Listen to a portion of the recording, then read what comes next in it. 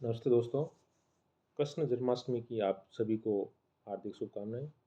आज हम एक प्रेरक प्रसंग जो है उसके बारे में बात करने जा रहे हैं कि ज़िंदगी के अंदर अपन धैर्य कैसे रखें।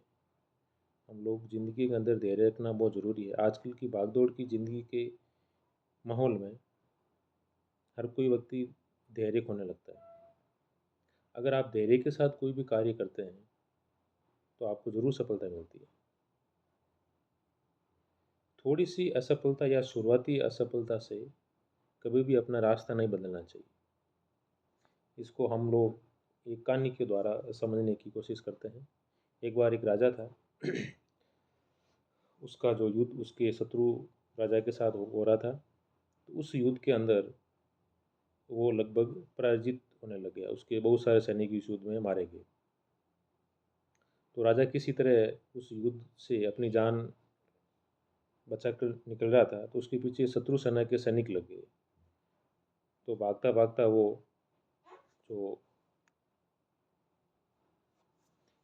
वो जंगल और पहाड़ों की तरफ भागने लगा। तो उसने वहाँ देखा कि एक बहुत बड़ी सारी गुफा थी। तो उसने पीछे मुड़ के देखा, जो शत्रु सेना के सैनिक थे उसके पीछे लगे हुए थे। तो वो गुफा के अंदर अपनी जान बचाने के लिए भाग गया। गुफा बहुत बड़ी थी, तो उस शत्रु सेना के सैनिकों से वो राजा जो है मिला नहीं वहाँ पे। बहुत सारे ढूंढा, वो गुफा बहुत बड़ी थी। तो शत्रु सेना के सैनिकों ने सोचा कि क्यों न इस गुफा का दरवाज़ा बंद कर दिया जाए। तो बड़े बड़े पत्थरों से उस गुफा का दरवाज़ा उन्होंने बंद कर दिया। अब राजा का जो धैर्य है वो टूटने लगा। अब तो मृत्यु निश्चित है, क्योंकि गुफा के अंदर नहीं तो पानी और अनाज की व्यवस्था है जिससे कि वह जिंदा रह सके। जैसे ही उसका धैर्य टूटने लगा, तो उसकी उनकी जो है राजा की माँ के जो वर्ड कहे थे उनको याद आए।